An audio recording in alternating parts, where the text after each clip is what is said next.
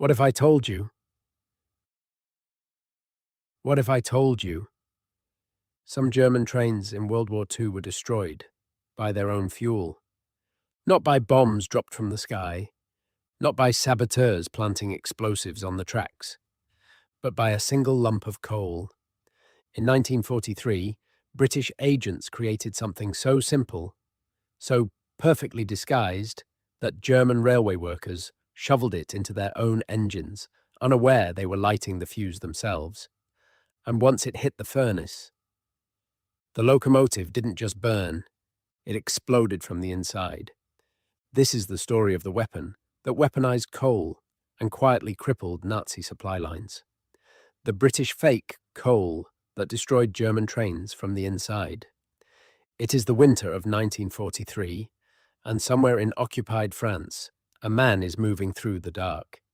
He is not a soldier, not in any uniform that would be recognized. He carries no rifle, no grenade, no weapon that a checkpoint guard would understand. What he carries instead fits inside a canvas satchel, and to any eye that might inspect it, some German or French, it looks like nothing more than a few lumps of ordinary coal. He reaches the rail yard as the last of the moonlight retreats behind cloud. Around him, the infrastructure of occupation hums with purpose. Locomotives being loaded, coal hoppers being filled by workers who know nothing of what passes between them. The man moves low, patient, deliberate. One by one, he reaches into his satchel and places the lumps among their real counterparts. He does not linger, he does not look back. Within hours, a locomotive departs eastward, carrying troops or munitions or material bound for a front that is already beginning to crack. The fireman shovels coal, the furnace roars, and somewhere in the heat of that furnace, where no eye can follow and no hand can intervene, something is happening that the designers of that locomotive or that war could never have anticipated. The firebox does not simply burn, it tears itself apart. By the time anyone understands what has occurred, the locomotive is out of service. The line is blocked. The schedule, so critical to the movement of a war, is in pieces. And the man with the satchel is already somewhere else entirely. This is the story of one of the most ingenious, most quietly devastating, and least celebrated weapons of the Second World War. It was not a bomb, not a gun, not a plane. It was a lump of coal, or rather, it was something that looked precisely like one. The British called it the coal bomb. The Germans, when they eventually understood what was being done to them, had rather less polite names for it. To understand why a piece of fake coal could matter to a war, you have to understand the railway.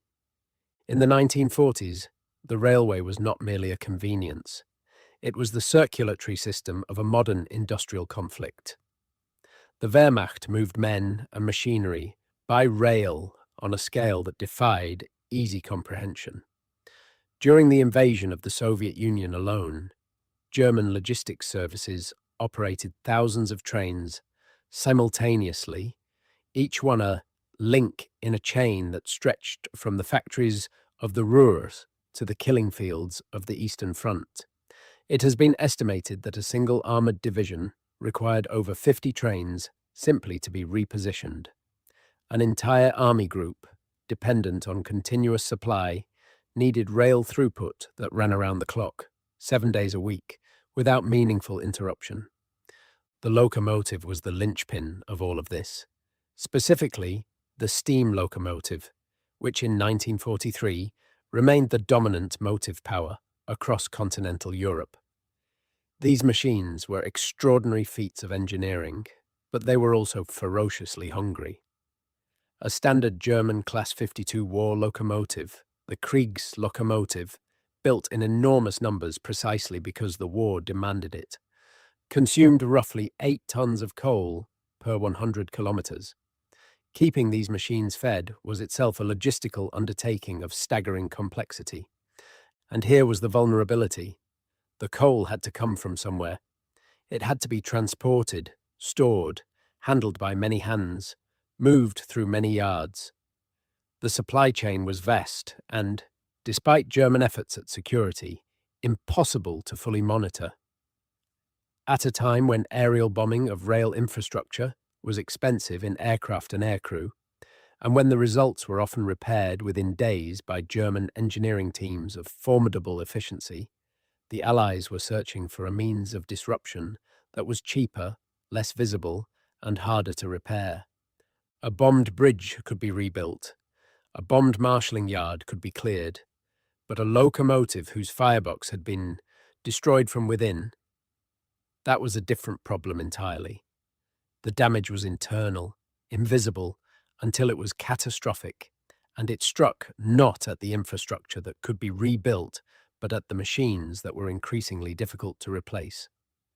By late 1943, German locomotive production was under severe strain. Every machine put out of action was a wound that could not easily be dressed. What was needed was a weapon that could be introduced into the coal supply itself, something that would pass inspection, survive handling, and detonate only when it reached the furnace where it could do the most damage. Something, in other words, that looked exactly like coal. The solution came from the Special Operations Executive, the organization that Winston Churchill had famously instructed to set Europe ablaze. The SOE operated from a constellation of requisitioned buildings and country houses across Britain, staffed by scientists, engineers, forgers, linguists, and specialists of every conceivable variety. Among its many departments was one devoted entirely to what it called ungentlemanly warfare, the development of devices that could be smuggled, concealed, left behind, or passed between hands without arousing suspicion. The coal bomb, its official designation was more prosaic, filed under various inventory codes that remain partially classified, was developed at Station 9, the SOE's main research and development facility, housed at the Frythe, a Victorian country house near Welwyn in Hertfordshire. The scientists and engineers there worked under conditions of considerable secrecy, developing everything from silent pistols to exploding rats. The coal bomb was among their more elegant achievements. The device worked on a principle that was, once explained, almost breathtakingly simple. A real lump of coal was obtained, specifically coal of the type commonly used in the target region, because coal, from different seams, has a distinctive appearance, and a German stoker who knew his fuel might notice an unfamiliar piece. The real coal was then used as a mould. A replica was cast in a mixture of plaster and explosive. The explosive compound used was plastic explosive, specifically a formulation of RDX-based material that was stable under normal handling, but would detonate when subjected to the sustained high temperatures of a locomotive firebox. The exterior of the replica was painted with a mixture of coal dust, lamp black, and a binding agent that gave it the precise visual texture and surface quality of genuine coal. The weight was carefully calibrated to match. A piece that was conspicuously light would immediately arouse suspicion in the hands of a man who shoveled coal for a living. Each finished device weighed approximately the same as the real lump it imitated, typically somewhere between half a kilogram and 1.5 kilograms, depending on the size required. The manufacturing process was meticulous. Real coal from the relevant region was first sourced, sometimes through neutral countries, sometimes through resistance networks that could acquire samples from occupied territory.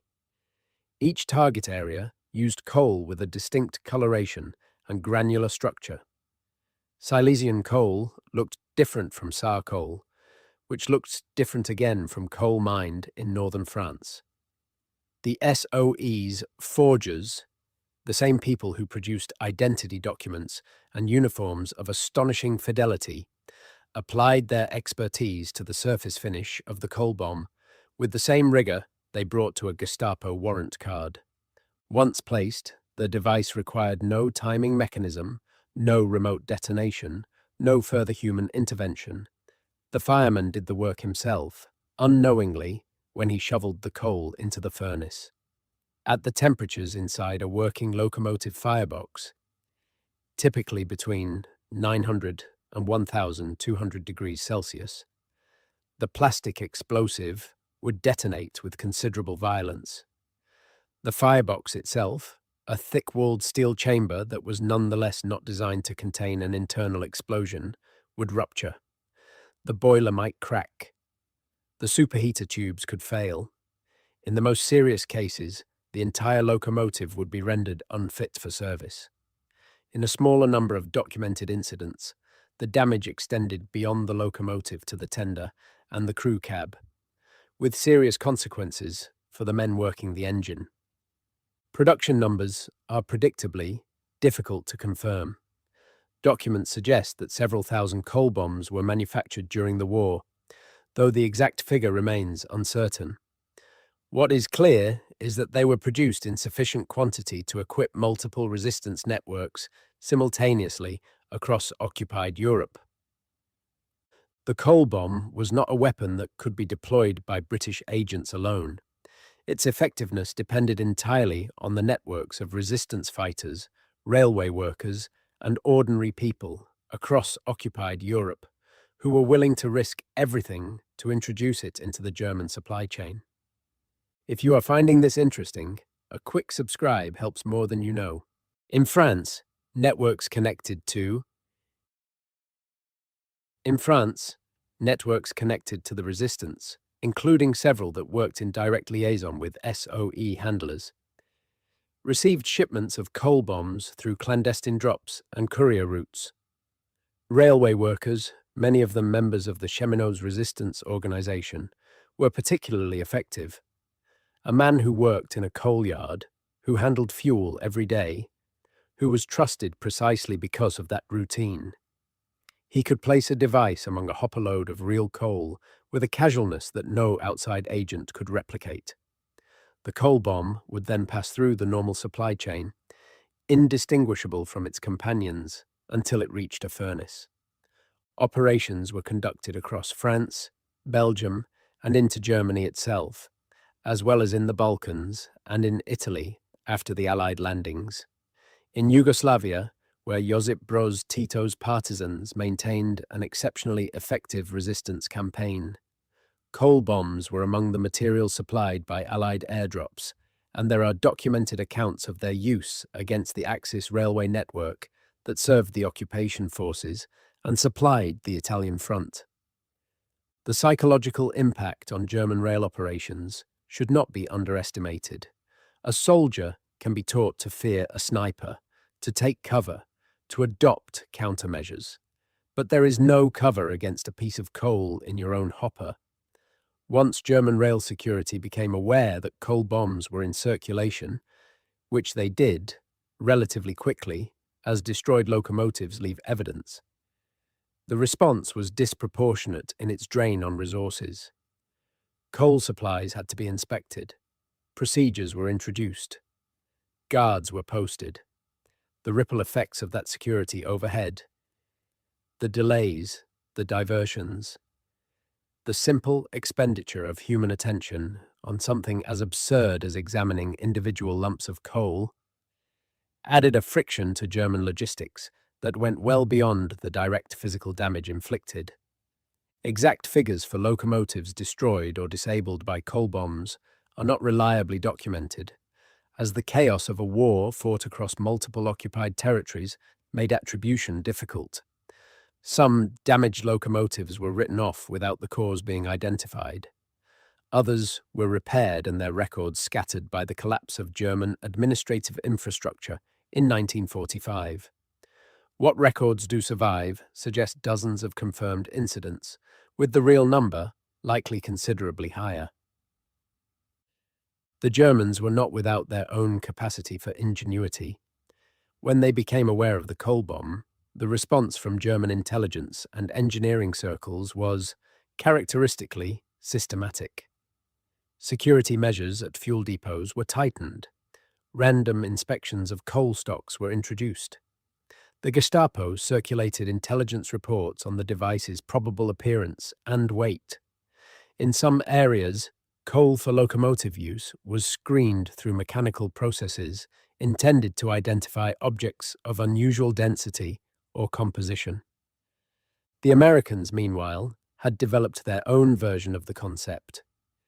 The Office of Strategic Services, the OSS, the American equivalent of the SOE, produced a device known colloquially as the black bag, or, in some documents, simply as incendiary coal.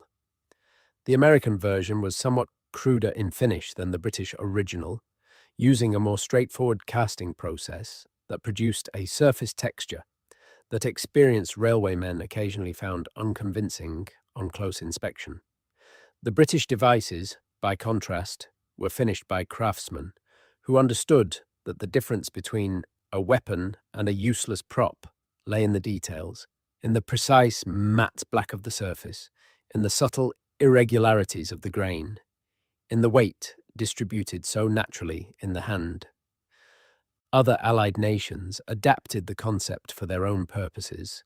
Australian SOE linked operations in the Pacific Theatre experimented with similar devices targeted at Japanese rail infrastructure, though the results there were mixed due to the different coal types and the additional difficulty of sourcing accurate reference samples. The core principle, introduce the explosive into the enemy's own supply process, let him deliver it to himself, proved sufficiently compelling that it persisted well beyond the immediate circumstances of its creation. The Germans, for their part, never produced a comparable device of equivalent quality for use against Allied rail infrastructure. Their sabotage operations tended toward the conventional. Explosives placed by agents at trackside, on bridges, on signalling infrastructure. The leap of imagination required to put the weapon inside the fuel supply, to weaponize the supply chain itself, appears to have been taken most completely by the British. The historical impact of the coal bomb is difficult to measure, with precision, and this is a difficulty worth sitting with, rather than papering over with confident assertions. The nature of covert operations means that success often leaves no public record, and failure leaves even less. A locomotive that is destroyed from within does not file a report identifying the coal bomb as the cause. A German logistics officer who notes a delay in his war diary does not always know why the delay occurred.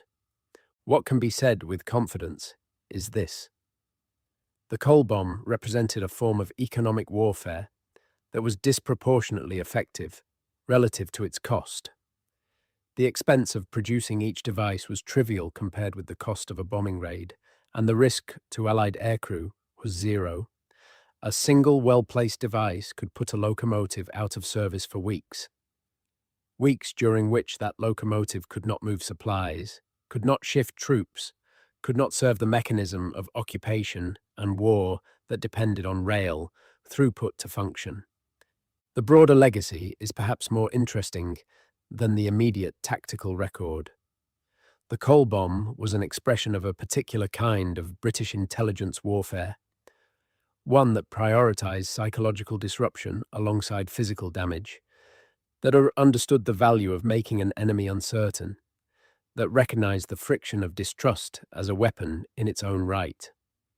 The knowledge that coal might be fake, that any hopper in any yard might contain a device.